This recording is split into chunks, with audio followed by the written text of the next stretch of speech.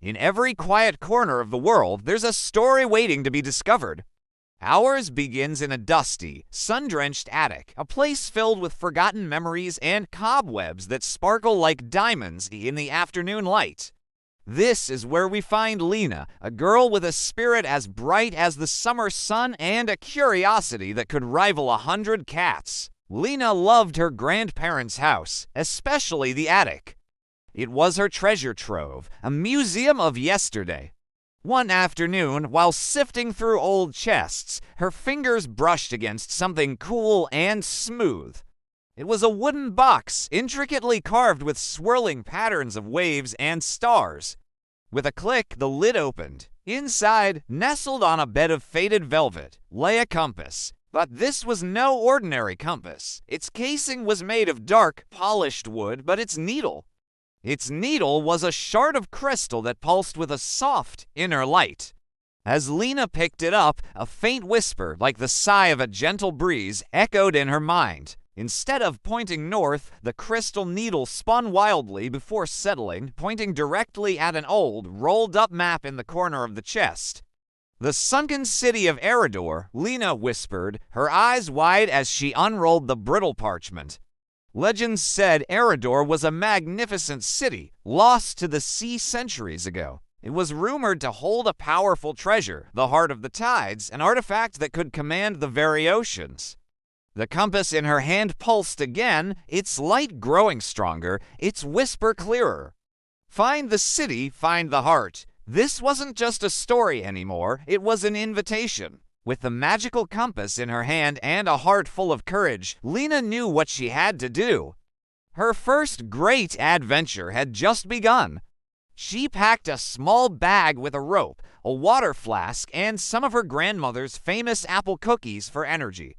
Following the compass's glowing needle, she left the quiet attic behind and stepped out into a world brimming with secrets. The compass led her away from the familiar paths of her town, through whispering woods and across babbling brooks. The crystal needle hummed, a constant, reassuring guide. It led her to a hidden cove she'd never seen before, where the cliffs looked like ancient guardians watching over the sea. At the water's edge stood a peculiar rock formation, shaped exactly like the wave carving on the compass box. The whispers grew more urgent now. Beneath the stone arch, where the evening sun kisses the sea, the path reveals itself. Lina waited as the sun began to set, casting a golden glow across the water. As the last ray of sunlight passed through a natural arch in the rocks, the water below began to swirl and glow with the same ethereal light as her compass. A shimmering staircase of light descended into the deep blue depths.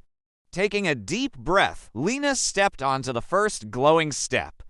It felt solid beneath her feet, and a bubble of breathable air magically formed around her. Step by step, she descended into the ocean's embrace, the magical compass lighting her way. The world transformed around her. Schools of fluorescent fish darted past like living jewels, and ancient sea turtles nodded as if in greeting. And then she saw it. In the distance, silhouetted against the deep blue, were the spires and domes of a breathtaking city. It was Eridor, bathed in an otherworldly glow, not lost but simply sleeping. The whispers from the compass faded, replaced by the silent, majestic song of the sunken city. Lina had found it. The biggest part of her adventure was just beginning.